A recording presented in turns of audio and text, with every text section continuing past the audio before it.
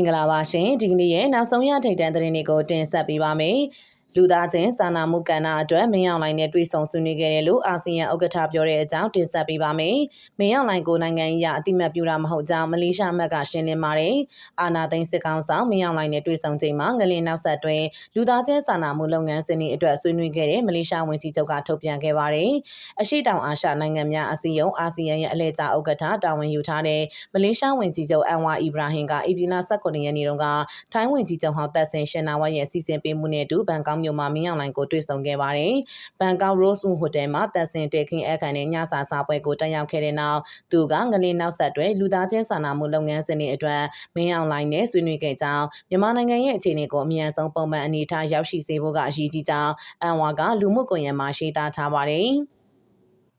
မြန်မာနိုင်ငံမှာဖျက်အားဖြင့်မက်ဂနီကျူ 9.9 အဆင့်ငလင်ကြီးလှုပ်ခတ်ခဲ့ပြီး3ပတ်လောက်ကြာမှာအာဆီယံအလှည့်ကျဥက္ကဋ္ဌကမင်းအောင်လှိုင်နဲ့တွေ့ဆုံခဲ့တာပါစစ်တပ်အာဏာသိမ်းပြီးကတည်းကအာဆီယံနဲ့နိုင်ငံတကာအတိုင်းအဝန်ကမင်းအောင်လှိုင်ဦးဆောင်တဲ့စစ်ကောင်စီနဲ့တိုက်ရိုက်ဆွေးနွေးမှုအများစုကိုဖျက်တောက်ထားခဲ့တာဖြစ်ပါတယ်သူနဲ့မင်းအောင်လှိုင်ကြားကဆွေးနွေးမှုတွေကပွင့်လင်းပြီးအပြုသဘောဆန်ကြောင်းအန်ဝါကဆိုပါတယ်ဆွေးနွေးခဲ့တဲ့အကြောင်းအရာတွေထဲမှာရှာရီကွင်းစင်စေးရုံတစ်ခုထားရှိနိုင်ဖို့ကိစ္စလည်းပါဝင်ခဲ့ကြောင်းသူကလူမှုကွန်ရက်မီဒီယာမှာရေးသားထားခဲ့ပါတယ်နောက်ပြီးမြန်မာနိုင်ငံမှာတကြံပြီးအကျဉ်းသား4800လောက်လူငင်းချမ်းသာခွင့်ရလာခဲ့တဲ့ကိစ္စကိုလည်းအန်ဝါကချီးကျူးခဲ့ပြီးအတိတ်ပဲပြေးသွားတဲ့လှုပ်ဆောင်ချက်တစ်ခုလို့သူရဲ့ post ထဲမှာမှတ်ချက်ပေးထားခဲ့ပါတယ်။မင်းအောင်လှိုင်နဲ့တွေ့ဆုံခဲ့တဲ့ဆိုတာကအာဆီယံဥက္ကဋ္ဌနဲ့မလေးရှားနိုင်ငံကအာဏာသိမ်းစစ်ကောင်ဆောင်ကိုနိုင်ငံရေးအတိမတ်ပြူတဲ့အတိတ်ပဲမဟုတ်ကြောင်းငလင်ပေးကြောင်းဒုက္ခရောက်နေသူတွေကိုကူညီပေးဖို့အတွက်သာရည်ရွယ်ထားတာဖြစ်ကြောင်းမလေးရှားလွှတ်တော်မှတအုပ်ဖြစ်တဲ့တန်ဟောင်ပန်ကဧပြီလ19ရက်နေ့မှာကြေညာချက်ထုတ်ပြန်ပြီးရှင်းလင်းခဲ့ပါတယ်။လူတွေရဲ့အသက်တွေကိုကယ်ဆယ်ဖို့လိုအပ်နေတဲ့အခြေအနေမှာနိုင်ငံရေးအဖြစ်တင်မဖြစ်တင်ဆိုတာတွေနဲ့တွေ့ဝေမနေသင့်ကြောင်းသူကပြောပါတယ်။မင်းအောင်လှိုင်နဲ့တွေ့ဆုံမှုကမြန်မာနိုင်ငံမှာအာဏာသိမ်းစစ်တပ်နဲ့အတိုက်ခံတော်လှန်အင်အားစုတွေကြားငြိမ်းချမ်းရေးဆွေးနွေးမှုအရှင်အလားအလာတွေကိုညှိနှိုင်းဖို့ဖြစ်နိုင်ကြောင်းထင်ကြေးတွေလည်းထွက်ပေါ်လာခဲ့ပေမဲ့အဲ့ဒီကိစ္စနဲ့ပတ်သက်လို့တော့အန်ဝါကဘာမှချက်မှမပေးခဲ့ပါဘူး။မင်းအောင်လှိုင်နဲ့တွေ့ဆုံခဲ့ပြီးတဲ့နောက်အန်ဝါကအမျိုးသားညီညွတ်ရေးအစိုးရ NUG ကိုယ်စားလှယ်တွေနဲ့လည်းဧပြီလ18ရက်နေ့မှာဆွေးနွေးဖို့စီစဉ်ထားပါတယ်။အစောပိုင်းတုန်းကတော့သက်စင်ကအာဏာသိမ်းစစ်ကောင်စီနဲ့အတိုက်ခံတွေကြားမှာနိုင်ငံရေးဆွေးနွေးဖို့အခက်လန်းနေရှိနေစေပဲလို့ရှုံကြည်ကြောင်းမှတ်ချက်ပေးထားခဲ့ပါတယ်။နောက်ထပ်တစ်ပုတ်အနေနဲ့ဆက်ဆံရေးတိုးမြင့်ရေးပါဝင်လူသားစာနာကူညီရေးအတွက်မလေးရှားဝန်ကြီးချုပ်နဲ့ NUG ဝန်ကြီးချုပ်ဆွေးနွေးတဲ့အကြောင်းတင်ဆက်ပေးပါမယ်။အမျိုးသားညီညွတ်ရေးအစိုးရ NUG ဝန်ကြီးချုပ်မန်ဝင်းခိုင်တန်းနဲ့အာဆီယံလက်ကျဥက္ကဋ္ဌမလေးရှားဝန်ကြီးချုပ်အန်ဝါအီဘရာဟင်တို့ဧပြီလ18ရက်မနက်ပိုင်းမှာအွန်လိုင်းကနေတဆင့်ဆွေးနွေးမှုလုပ်ဆောင်ခဲ့ပါတယ်။ NUG အစိုးရဝန်ကြီးချုပ်အပါအဝင်ကိုယ်စားလှယ်တွေနဲ့မလေးရှားဝန်ကြီးချုပ်တို့ဆွေးနွေးချိန်မှာအာဆီယံဥက္ကဋ္ဌအာဆီယံဖွဲ့ဝင်နိုင်ငံတွေနဲ့ဆက်ဆံရေးတိုးမြင့်ဆက်သွယ်ဆောင်ရွက်နိုင်ဖို့အပါအဝင်မြန်မာပြည်သူတွေထံလူသားချင်းစာနာထောက်ထားမှုဆိုင်ရာအကူအညီတွေထိရောက်စွာပေးဖို့ဖြန့်ဝေရေးစတဲ့ကိစ္စရပ်တွေကိုဆွေးနွေးခဲ့ကြတယ်လို့ NUG ကသတင်းထုတ်ပြန်ထားပါတယ်။မလေးရှားဝန်ကြီးချုပ်နဲ့တွေ့ဆုံမှုမှာပြည်ထောင်စုဝန်ကြီးချုပ်နိုင်ငံခြားရေးဝန်ကြီးဌာနပြည်ထောင်စုဝန်ကြီးကုလသမဂ္ဂဆိုင်ရာမြန်မာအမြဲတမ်းကိုယ်စားလှယ်ဦးကျော်မိုးထွန်းနဲ့ဝန်ကြီးချုပ်ရုံးအမြဲတမ်းအတွင်းဝင်တို့တက်ပါတယ်လို့ NUG ဝန်ကြီးချုပ်ရုံးပြောရေးဆိုခွင့်ရှိသူဦးနေဖုံးလက်ကပြောပါတယ်။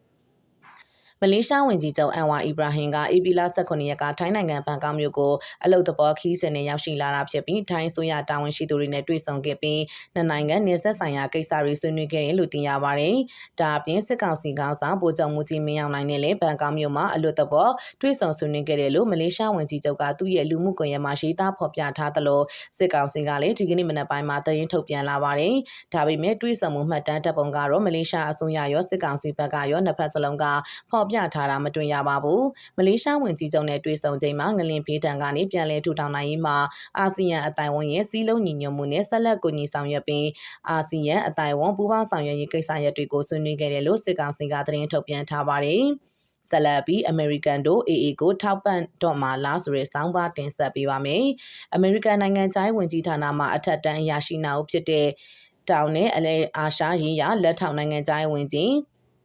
မက်စ်နီကိုချူလတ်နဲ့အရှေ့အာရှပစိဖိတ်ရေးရာလက်ထောက်နိုင်ငံခြားရေးဝန်ကြီးအင်ဒရူးဟာရတ်တို့ဘင်္ဂလားဒေ့ရှ်နိုင်ငံမြို့တော်ဒက္ကာကိုရောက်ရှိလာပါတယ်။၎င်းတို့နဲ့အတူရန်ကုန်ရှိအမေရိကန်တန်ယုံရှားတာဝန်ခံမက်စ်ဆူဇန်စတီဗင်ဆန်လည်းလိုက်ပါလာတယ်လို့သိရပါတယ်။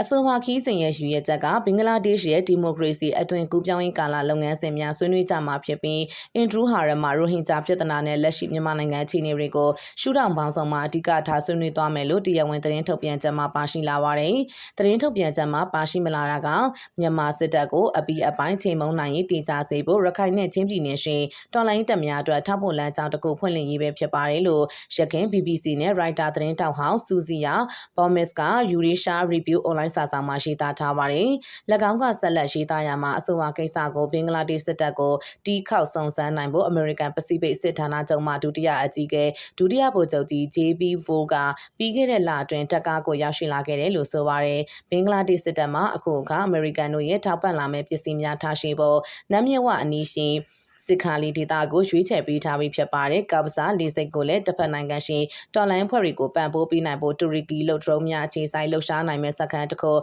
ထပ်မံတိုးချဲ့ဖွင့်လှစ်ပေးသွားမှာဖြစ်ပါတယ်။လက်ရှိဘင်္ဂလားဒေ့ရှ်အိမ်ဆောင်အစိုးရကောင်ဆောင်နိုဘယ်ဆုရှင်မိုဟာမက်ယူနုက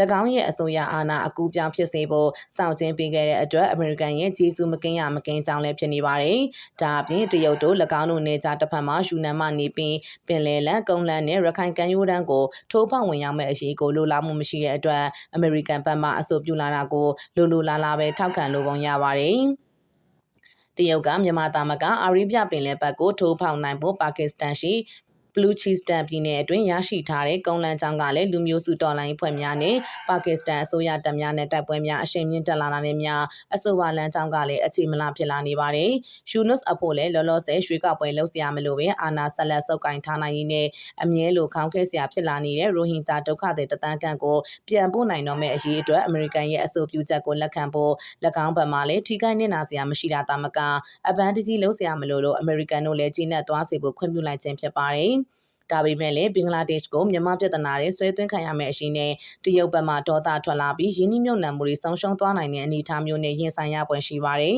။အဲဒီအတွက်တရားဝင်ရအထက်ပါသတင်းကိုတော့ညှင်းဆိုကြမှာသာဖြစ်ပါတယ်။မြန်မာမှာစစ်တပ်ရဲ့ညံပြင်းလာတဲ့အရှိသွေးကြောင့်တရုတ်တို့တဖြည်းဖြည်းနှိမတိထိုင်မသာဖြစ်လာပြီးလာရှိုကဲ့သို့၎င်းတို့ဆုံးရှုံးသွားတဲ့နေမြေများပြန်ရအောင်နောက်မှလိုက်လာပြီးကောက်တင်းကောက်ပြီးမှကိုလည်းစိတ်ပြက်လာပါတယ်။အခုရခိုင်မှာ MNDAA ကဲ့သို့မဟုတ်ပဲအမျိုးသားရေးဇာတိမှန်အပြည်နယ်တိုက်ပွဲဝင်နေတဲ့အာရခတပ်တော်ကိုလက်မှန်ချရလူမတက်ဖြစ်လာခဲ့ပါတယ်။ဒါကိုရိတ်စားမိတဲ့အမေရိကန်ကရခိုင်နဲ့ချင်းရှိတော်လိုင်းတပ်ဖွဲ့တွေကိုဆက်လက်နဲ့များစားနပ်ရိက္ခာများနဲ့စေဝါများပံ့ပိုးပြီးဖို့ဘင်္ဂလားဒေ့ရှ်မှာလာရောက်ဆွေးနွေးတဲ့အဆင့်ရောက်ရှိလာပြီဖြစ်ပါတယ်။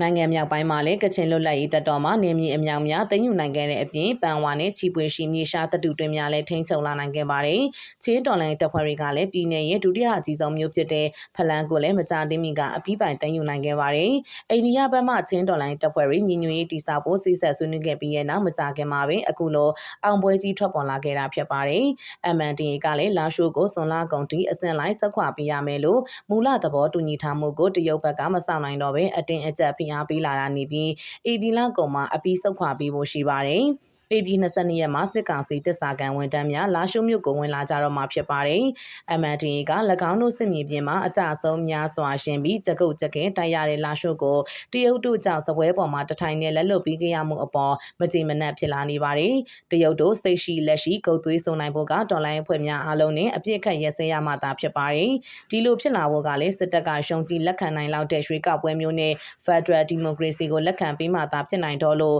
တရုတ်ကမြန်မာမှာပြိုင်မြင်းမှာလောင်းမိတဲ့အတွက်ငွေမျောငွေနဲ့လိုက်ဆိုတဲ့လောင်းကစားသမားဘဝရောက်နေရပါတယ်။တရုတ်ဖို့မင်းအောင်လှိုင်ကဆိုဗီယက်ရဲ့နဂျီဘူလာအမေရိကန်ရဲ့အာရှဂါနီဖြစ်လာနေပြီလို့မြုပ်လူမြုပ်ကင်ဖြစ်လာနေတဲ့တင်မောကြီးကိုရေပေါ်ပေါ်မှုကြိုးပမ်းနေမှုနဲ့နှိုင်းယှဉ်ပြောဆိုလာပါတယ်။